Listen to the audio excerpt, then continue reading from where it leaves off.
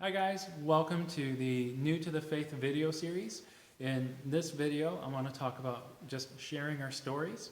And sharing our stories is simply that. We're just sharing the story of our lives and how we encountered Jesus and how the encounter with Jesus has changed both our lives, how we think and process the world, but also our circumstances and how we relate to other people. And so I sometimes like to think of it as a storyline or a plot board. So hopefully I'm not causing horrible memories of high school English. But if you think about the structure of a story, and every human being processes reality through story. So this resonates with anybody. Let's say you work, you go from home and you work in a context that is culturally very different. You can still tell a story because they're processing their lives through the same lens, that same story lens. And so this is really a great way to build bridges into relationships with people who are not like you, and to create avenues for the gospel to reach people that it otherwise may not reach. And so when we think about our stories, stories have a beginning, a middle, and an ending. And every story will start off with the status quo, something that is has been normalized, a condition that is normal. And then there's something that happens that disrupts the normal. That's called conflict. So that can be psychological conflict. You have one way of thinking about the world, and then you realize a different way of thinking about the world, and they collide. It could be interpersonal conflict. Relationship is going fine, then all of a sudden something happens, and now you and this other person are in conflict. There's disagreement, and what happens with that? There can be conflict between you and the world. You're going along and you're thinking, you're on the fast track up the corporate ladder or whatever, and then all of a sudden you get fired or you get let go or downsized, and you go, wait a second, I was the number one earning employee, I was the number one employee of the month, whatever it could be. This is not how my plan went, and all of a sudden your circumstances seem to be at conflict with you. And then that conflict sends you into a journey searching this. That's what in literary analysis we call rising action.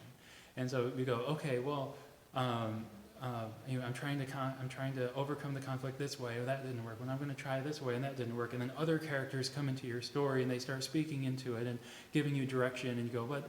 And you keep working up until you get to the climax moment, that point of major decision. The point of no return in a lot of stories, where whatever happens at that moment, you can never go back, and it will determine what happens going forward. And when we talk about our stories with Jesus, and you might hear this described as how we bear witness or our testimony, it's just sharing your story.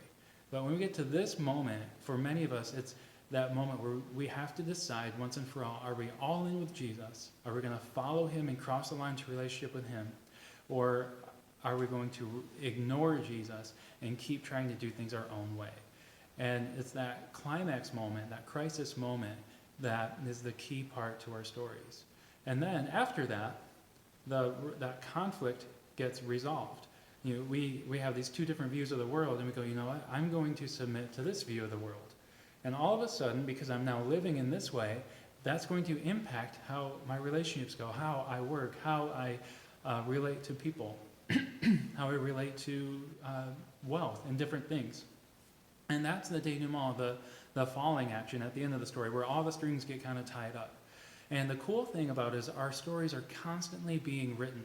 And so that denouement, that falling action, it's not done yet. We haven't gotten to the end.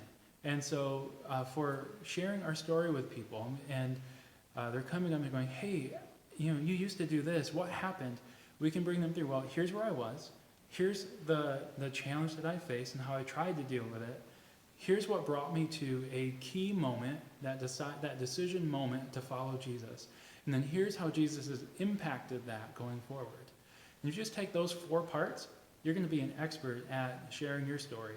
And the neat thing is, the Holy Spirit will help you by giving you the words that you need in that moment. And because not every person you meet needs to hear everything in your whole story. because the story of you in a relationship may not be relevant to somebody who's dealing with a crisis of purpose. And yet the story of how Jesus brought you purpose and brought you worth in the work that you're doing does. And so we can pray and we just ask Jesus, lead me by the Holy Spirit, give me the words to say, create opportunity for me, and God, just help me to be honest about my story and to just let people see in me the work that you've already been doing. So that's a simple way to just think about sharing our stories.